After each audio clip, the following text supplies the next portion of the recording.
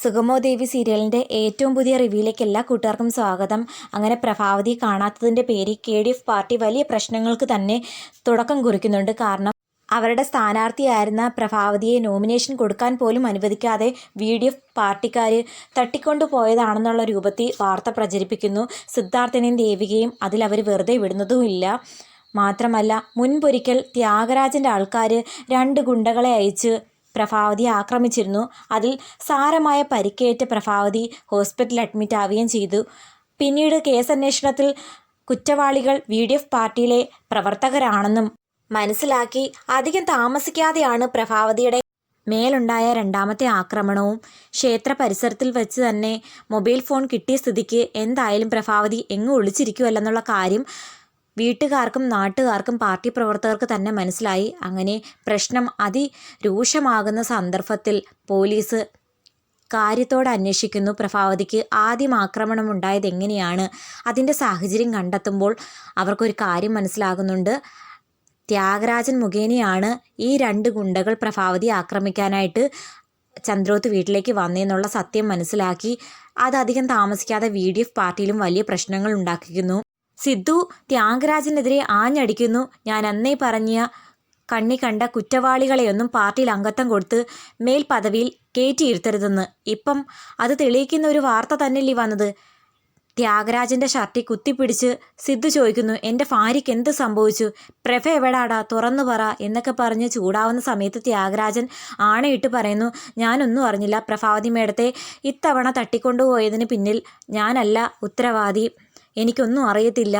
നിന്റെ ആളുകൾ തന്നെയല്ലേ ആദ്യം പ്രഭയെ ആക്രമിച്ചതെന്ന് ചോദിക്കുമ്പം അന്നൊരു അബദ്ധം പറ്റിപ്പോയതാണെന്നും അമ്മായിയമ്മ മരുമകൾ ഈഗോയുടെ പേരിൽ മത്സരിക്കുന്ന പ്രഭാവതിയോട് തനിക്ക് ദേഷ്യം തോന്നിയെന്നും അതിൻ്റെ പേരിനാണ് പ്രഭാവതി മേഡത്തെ ആക്രമിക്കാൻ ആളെ വിട്ടത്, അതൊരു വലിയ അബദ്ധമായെന്ന് പിന്നീട് എനിക്ക് മനസ്സിലായതിന് ശേഷം എൻ്റെ ഭാഗത്തുനിന്ന് മറ്റൊരു നീക്കവും പ്രഭ മേഡത്തിനെതിരായി വന്നിട്ടില്ല എന്നൊക്കെ ആണയിട്ട് പറയുന്നെങ്കിലും പാർട്ടി പ്രവർത്തകരും സിദ്ധുവും അത് വിശ്വസിക്കുന്നില്ല.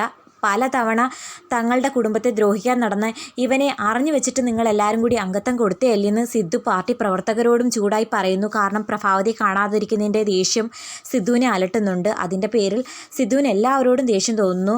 ചന്ദ്രോത്ത് വീട്ടിൽ ബോംബ് വെച്ച് തകർക്കാൻ നോക്കി. മാത്രമല്ല, ജയിലിൽ താൻ കിടന്ന സമയത്ത് ഒരു കാരണവശാലും താൻ ജയിലിൽ നിന്ന് പുറത്തിറങ്ങരുതെന്ന രൂപത്തിൽ ഒരുപാട് ദുഷ്ടതകൾ ചെയ്തിരുന്നു ത്യാഗരാജൻ. അതൊക്കെ പ്രഭാവതിക്കും സിദ്ധുവിനും നന്ദനും ദേവികയ്ക്കും ഒക്കെ അറിയാവുന്നതാണ്. അതിൻ്റെ അടിസ്ഥാനത്തിലും പ്രഭാവതി ഇപ്പോൾ ആക്രമിച്ചതിൻ്റെ പേരിനുമൊക്കെ സിദ്ധു ആണെങ്കിൽ ത്യാഗരാജനെതിരെ ആഞ്ഞടിക്കുന്നു.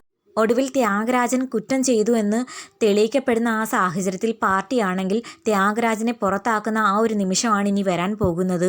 സിദ്ധു ആണെങ്കിൽ നന്ദനോടും ഗിരീഷിനോടും ദേവികയോടും എല്ലാവരോടുമായിട്ട് ഒരു കാര്യം പറയുന്നുണ്ട്. എപ്പോഴും പ്രഭാവതി ഒരു ശത്രുവിനെ ഭയന്നിരുന്നു, അതിന് ത്യാഗരാജനാണോ അതോ ത്യാഗരാജൻ്റെ പിന്നിൽ മറ്റാരെങ്കിലും ഉണ്ടോയെന്നും എനിക്കിപ്പോൾ സംശയമുണ്ട് എന്ന് പറയുന്ന സമയത്ത് ദേവികയും പറയുന്നു, അമ്മ എപ്പോഴും ഒരു ശത്രുവിനെ ഭയന്നിരുന്നു, അതിൻ്റെ പേരിനാണ് അമ്മ എനിക്കെതിരെ മത്സരിക്കുന്നതെന്ന് ഒരു തവണ എന്നോട് പറഞ്ഞിരുന്നു. പക്ഷെ കാര്യങ്ങളുടെ ഗൗരവം അന്ന് എനിക്ക് മനസ്സിലാക്കാനായില്ല.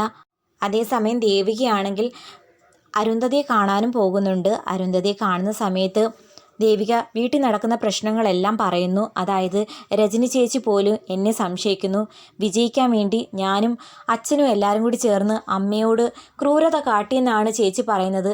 ചേച്ചിയെ കുറ്റം പറയാൻ പറ്റില്ലല്ലോ, VDF പാർട്ടിയിലെ പ്രവർത്തകരല്ലായിരുന്നോ അമ്മ ആദ്യം ആക്രമിച്ചത്. തൊട്ടു പിന്നാലെ അമ്മയ്ക്ക് ഇങ്ങനൊരു അപകടവും കൂടി ഉണ്ടായപ്പോൾ എല്ലാവരും ഞങ്ങളെയാണ് സംശയിക്കുന്നത്. ശരിക്കും പറഞ്ഞാൽ ഞാനിപ്പോൾ കരുതുക, അന്ന് അമ്മ ഇലക്ഷന് മത്സരിക്കേണ്ട, നോമിനേഷൻ പിൻവലിക്കണമെന്ന് പറഞ്ഞപ്പോൾ അതങ്ങ് അനുസരിച്ചാൽ മതിയായിരുന്നു. അപ്പോൾ അരുന്ധതി ആണെങ്കിൽ ദേവികയെ സമാധാനിപ്പിക്കുന്നു, മോൾ ഒരു കാരണവശാലും വിഷമിക്കേണ്ട, ഇലക്ഷൻ ടൈമിൽ ഇങ്ങനെയുള്ള പ്രതിസന്ധികൾ സ്വാഭാവികമാണ്, അതൊന്നും കണ്ട് മോൾ തളരാൻ പാടില്ല എന്ന് പറയുമ്പോൾ എനിക്ക് സമാധാനത്തിൽ ഒന്നും ഉറങ്ങാൻ പറ്റുന്നില്ല.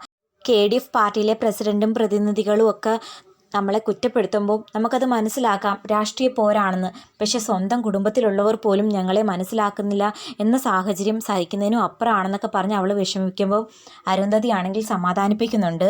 ശേഷം ഋഷിയെക്കുറിച്ച് ദേവിക തിരക്കുമ്പോൾ അരുന്ധതി പറയുന്നുണ്ട്, അവ ഇപ്പോൾ പഴയതുപോലൊന്നും അല്ല, എപ്പോഴും കൂട്ടുകാരുമായിട്ട് കറങ്ങാനൊക്കെ പോകുന്നുണ്ട്. ഞാൻ എത്ര പറഞ്ഞാലും അവൻ കേൾക്കുന്നില്ല. മരുന്നിൻ്റെ കോഴ്സ് കഴിയുന്നതുവരെ ഒന്ന് അടങ്ങി ഒതുങ്ങിയിരിക്കാൻ പറഞ്ഞാൽ അവൻ എന്നോട് ചോദിക്കും, ഇത്രയും വർഷം ഒരു റൂമിൽ അടച്ചിട്ട് കിടന്നിരുന്നയല്ലേ, എനിക്ക് പുറത്തെ ശുദ്ധവായുവും കൂട്ടുകാരെയൊക്കെ കാണണമെന്ന് ആഗ്രഹം തോന്നുന്നു എന്ന് കേൾക്കുമ്പോൾ സത്യം പറഞ്ഞാൽ അവനെ വിലക്കാനും പറ്റുന്നില്ല എന്നൊക്കെ പറയുന്നു. എന്നാലും അമ്മയ്ക്കുണ്ടായ ഈ അപകടത്തിന് പിന്നിൽ ത്യാഗരാജനാണോന്ന് ഞങ്ങൾക്ക് എല്ലാവർക്കും സംശയമുണ്ട്. കാരണം അയാളല്ലാതെ ഞങ്ങളോട് ഇത്രയും ശത്രുതയുള്ള മറ്റാരുമില്ലെന്ന് ദേവിക പറയുന്നു. അന്നേരം അരുന്ധതി മനസ്സിൽ വിചാരിക്കുന്നു, ത്യാഗരാജനല്ല അയാളുടെ പിന്നിൽ ഞാനാണെന്നുള്ള കാര്യം ദേവികയ്ക്ക് അറിയില്ലല്ലോ. തൽക്കാലം അവൾ ഈ സാഹചര്യത്തിൽ അതൊന്നും അറിയാൻ വേണ്ട എന്ന് മനസ്സിൽ വിചാരിക്കുന്ന സമയത്ത് ദേവിക ചോദിക്കുന്നു, മേഡം എന്താ ആലോചിക്കുന്നേ? ഒന്നുമില്ല. പ്രഭാവതിയും ത്യാഗരാജനെക്കുറിച്ചൊക്കെ ആലോചിച്ചു പോയതാ. ത്യാഗരാജൻ ചെയ്ത തെറ്റിന് അയാളെ പാർട്ടി പുറത്താക്കിയില്ലേ? അധികം താമസിക്കാതെ തന്നെ ദേവികയുടെ മദർലോയെ പോലീസ് കണ്ടുപിടിക്കും. വിഷമിക്കണ്ട എന്നും പറഞ്ഞ് ദേവികയെ അകത്തേക്ക് കൂട്ടിക്കൊണ്ടു പോകുന്നു.